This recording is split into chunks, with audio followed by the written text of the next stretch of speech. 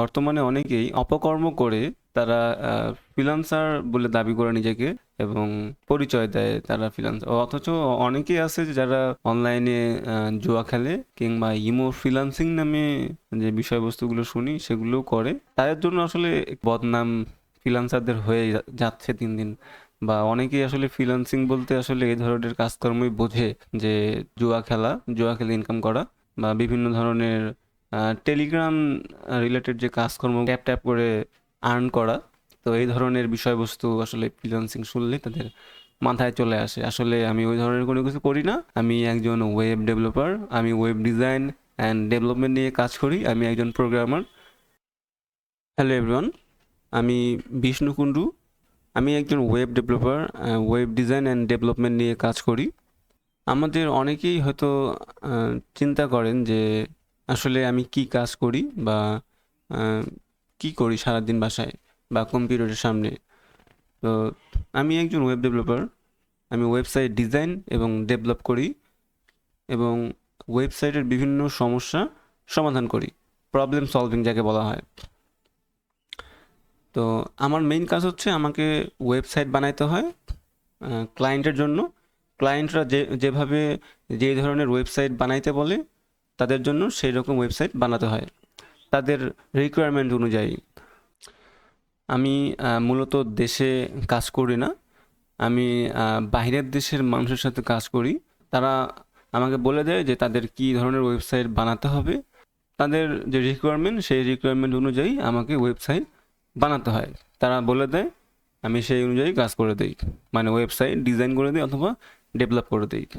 আশা করি আমার আশপাশের মানুষজন বুঝতে পেরেছে। আমি বাংলাদেশে কোনো অফিসে বা কোনো কোম্পানিতে জব করি না, আমি বাইরের দেশে বিদেশিদের সাথে ডিল করে কাজ করি। এখন এখানে আপনারা প্রশ্ন করতে পারেন যে আসলে ওয়েবসাইটটা কি, ওয়েবসাইট কি জিনিস। তো ওয়েবসাইট কি সহজ ভাষায় যদি বোঝাতে চাই, তাহলে ধরুন আপনার পাড়ায় একটা সবজির দোকান আছে উদাহরণ হিসেবে। দোকানদার ভাই সকালে দোকান খোলেন, রাতে বন্ধ করেন, গ্রাহক আসতে হয়, নিজে দেখে কিনতে হয়। ওয়েবসাইট হচ্ছে সেই দোকানের একটা ডিজিটাল ভার্সন।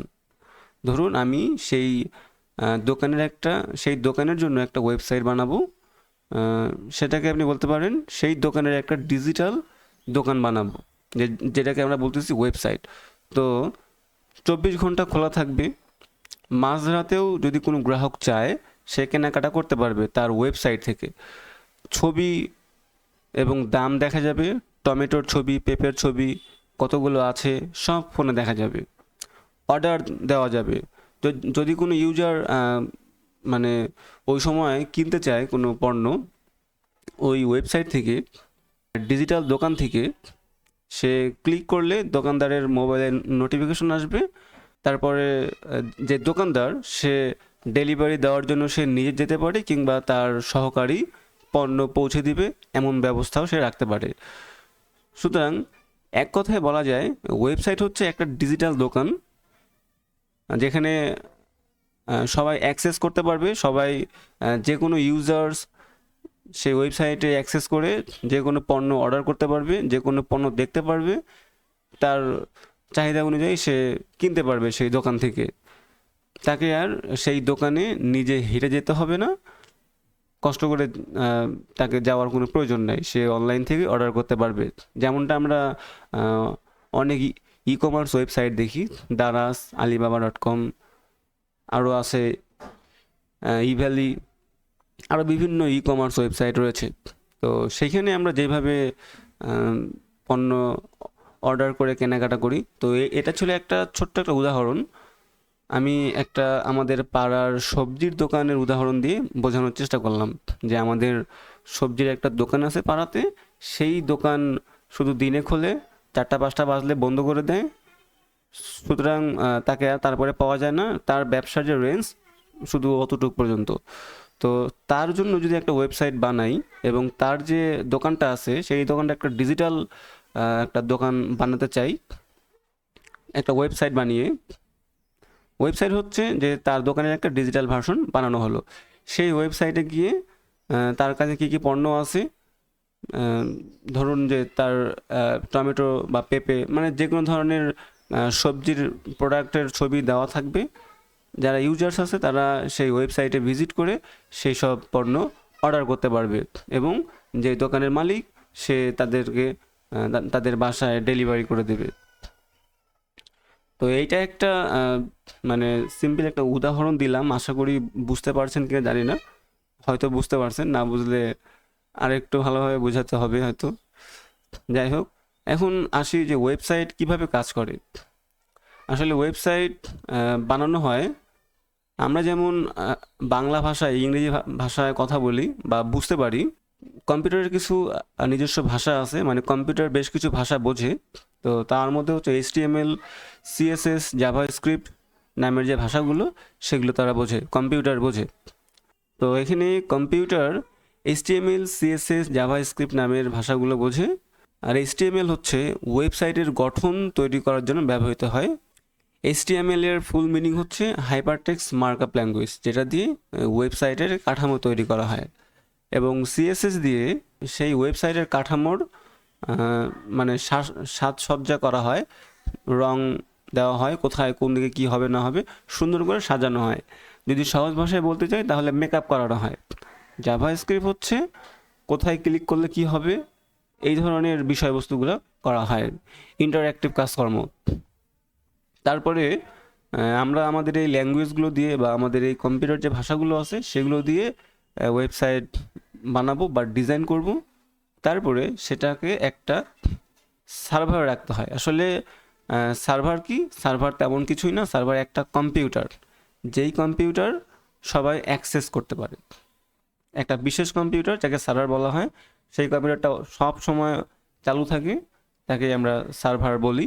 তো সেই সার্ভারে এটাকে রাখতে হয় এই এই এই ওয়েবসাইটটা। আসলে ওয়েবসাইট মানে HTML, CSS, জাভাস্ক্রিপ্ট যে বলতেছি এগুলো সবই হচ্ছে কোড। বেশ কিছু ফাইল থাকবে, সেই ফাইলে শুধু কোড আর কোড। সেই ফাইলগুলো আমরা একটা ওয়েব সার্ভারে আপলোড করে রাখবো, সেখান থেকে সবাই অ্যাক্সেস করতে পারবে। এখন এই যে অ্যাক্সেসের বিষয়টা, এই অ্যাক্সেসের বিষয়টা কিভাবে করবে? এখন এখানে দরকার হচ্ছে ডোমেইন। যেমন facebook.com একটা নাম, এই নামটাই হচ্ছে একটা ডোমেইন। facebook.com, daras.com, youtube.com। তো এই যে নামগুলো, এই নামগুলো হচ্ছে বলা হয় ডোমেইন। তো ধরুন যে আমরা আমাদের ওই পাড়ার যে দোকানটা, সবজির দোকানটা, সেই দোকানটাকে তো মানুষ কোনো একটা নাম দিয়ে সেই ওয়েবসাইটে ঢুকতে হবে। তো সেই যে নামটা সেটাকে ডোমেন বলা হচ্ছে এবং সেই নামটা কিনতে হয়। সেই নামটা প্রতি বছরে বছরে ফি দিয়ে কিনতে হয়। তো ধরুন যে আমাদের পাড়ার মুদিদোকান.com নামে একটা ডোমেইন আপনি কিনতে হবে এবং সেই ডোমেইনটা সেই সার্ভারের সাথে সেট আপ করে এখন যদি কেউ আপনার ওয়েবসাইটে ঢুকতে চায় তাহলে সেই ডোমেইনটা লিখে ভিজিট করলেই সেই ওয়েবসাইটটা চলে আসবে। এইভাবে আসলে কাজটা হয়, মানে ওয়েবসাইট কীভাবে অ্যাক্সেস করতে হয় সেটা হচ্ছে এইভাবেই। আশা করি বুঝতে পারছে। আমাদের বাস্তব উদাহরণ সহ যে বিষয়গুলো, মানে আমাদের যে বাস্তব উদাহরণগুলো সেগুলো হচ্ছে ফেসবুক। যেমন facebook.com, এটাও একটা ওয়েবসাইট। আসলে এটা হচ্ছে একটা ডাইনামিক ওয়েবসাইট যাকে বলা হয় ওয়েব অ্যাপ্লিকেশন। আমাদের বিভিন্ন রকমের স্কুলের ওয়েবসাইট থাকতে পারে। সেই স্কুলে ধরুন আপনি যে স্কুলে লেখাপড়া করে সেই স্কুলের একটা ওয়েবসাইট আছে। সেই ওয়েবসাইটে কি করা হয়? সেই ওয়েবসাইটে আপনি বিভিন্ন ধরনের নোটিশ দেখতে পান, বিভিন্ন ধরনের ফাংশনালিটিস থাকতে পারে। সেখানে বিভিন্ন রকমের টিচারদের তথ্য পাওয়া যেতে পারে, এমনকি অনলাইনে ফিস জমা দেওয়ার সিস্টেমও থাকতে পারে। আসলে সেই স্কুলের যারা মেইন তারা কীভাবে কী ফাংশনালিটিস দিয়ে ওয়েবসাইটটা বিল্ড করেছে সেটা তাদের বিষয়। তো আসলে এইসব বিষয়বস্তুগুলোই সেখানে মানে থাকে আর কি ওয়েবসাইটে। তারপর বিভিন্ন হাসপাতালের ওয়েবসাইটে আপনি যদি ভিজিট করেন সেখানে ডাক্তারের সময়সূচি, অ্যাপয়েন্টমেন্ট বুকিং, তারপরে রিপোর্ট ডাউনলোড সহ বিভিন্ন সেবা তাদের সাইটে থাকতে পারে। তো এই বিষয়গুলো, এইসব যে ওয়েবসাইটগুলো, এইসব ওয়েবসাইট বানানোই হচ্ছে আমাদের কাজ এবং আমার কাজ, একজন ওয়েব ডেভেলপারের কাজ।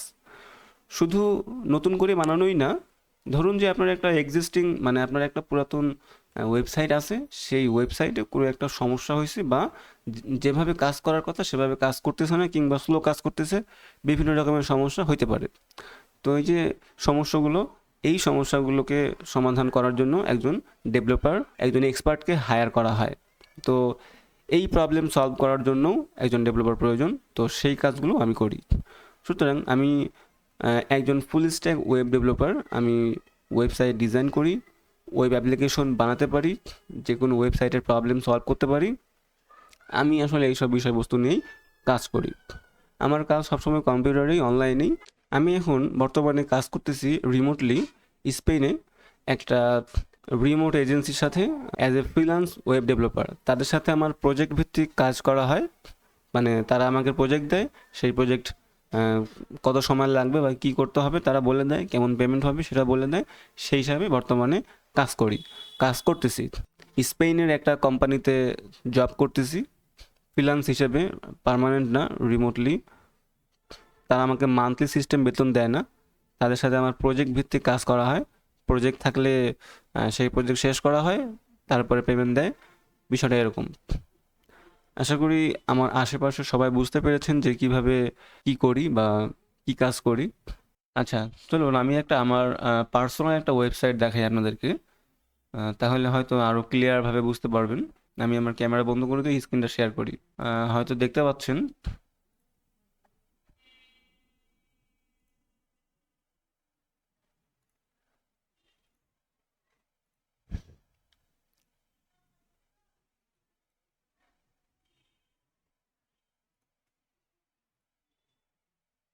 আচ্ছা, আমার এখানে মানে যে যে কোডগুলো দেখতে পাচ্ছেন, এই সব কোডগুলো আমাকে করতে হয়েছে। সব কিছু মানে ওয়ান বাই ওয়ান লিখতে হয়। তো এইগুলোকে এইচটিএমএল কোড বলা হয়। মানে যারা একদম বোঝেন না তাদেরকে সিম্পলি বোঝানোর চেষ্টা করতেছি। এটা আসলে এইচটিএমএল ফাইল, এখানে সব এইচটিএমএল কোড লেখা হয়েছে। এখন এই যে আমি কত কিছু আমি লিখেছি এখানে হাবিজাবি, তাই না? তো এই সব কিছু লেখার ফলে ফাইনাল একটা ওয়েবসাইট আউটপুট বের হয়েছে, সেটা হচ্ছে এটা। এই যে এটা কোডগুলো দেখতে পাচ্ছেন, এই কোডগুলোর যে একটা রেজাল্ট, সেই রেজাল্টটাই হচ্ছে এটা। তো এটা একটা পোর্টফোলিও ওয়েবসাইট। এই ওয়েবসাইটে আসলে আমার বিষয়ে জানতে পারবে, আমি কি কাজ করি, কি করি, সব কিছু এখানে আমার বিষয়ে ইনফরমেশন জানতে পারবে। এটাকে বলা হয় পোর্টফোলিও ওয়েবসাইট। তো ওই যে এই পোর্টফোলিও ওয়েবসাইট বানানোর জন্য আমাকে এই কোডগুলো লিখতে হয়েছে, সিরিয়াল বাই সিরিয়াল লিখতে হয়েছে। এখানে অনেক অনেক অনেক অনেক কোড লিখতে হয়েছে। এইটা হচ্ছে এইচটিএমএল ফাইল, এবং এইখানে আছে সিএসএস ফাইল, সিএসএস কোড। এই সিএসএস এর মাধ্যমে এখানে এটা বামে, এটা ডানে, এটা এই কালার, হ্যাঁ, এটা এরকম শেপ হবে, এই সমস্ত বিষয়গুলো করা হয়েছে সিএসএস এর মাধ্যমে। আর হচ্ছে এখানে কিছু টেকনিক্যাল মানে ইন্টারেক্টিভ কাজ দেখতে পাবেন। যেমন এই যে এখানে যদি আমি ক্লিক করি তাহলে আরও প্রজেক্ট শো হচ্ছে, আবার যদি ক্লিক করি তাহলে প্রজেক্টগুলো আবার কমে গেল। মানে এগুলো হচ্ছে আমার মানে রিসেন্ট কাজ যেগুলো আমি করেছি সেগুলো দেখাচ্ছে। আবার যদি এখানে ক্লিক করি তাহলে যেই সাইটটা কাজ করেছি সেই সাইটটার লাইভ দেখাবে। এখানে ক্লিক করলে ওই সাইটটা ওপেন হয়ে যাবে। তারপরে যে এখানে রিভিউ আছে, ক্লায়েন্টরা রিভিউ দিয়েছিল, কি বলেছিল আমার সম্বন্ধে সেসব বিষয় এখানে ক্লিক করলে চেঞ্জ হচ্ছে। এবং এইখানে কিছু বেসিক কোয়েশ্চিন আছে, সেগুলো এখানে ক্লিক করলেই ওপেন হবে, দেখতে পাবে।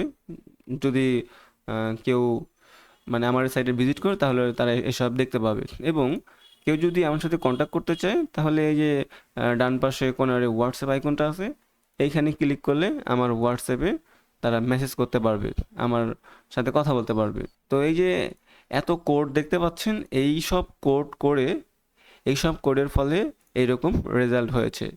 এই যেমন এখানে ফেসবুক দেখতে পাচ্ছেন, এখানে ইউটিউব দেখতে পাচ্ছেন। এই সমস্ত কিছু করা হয় কোড দিয়ে।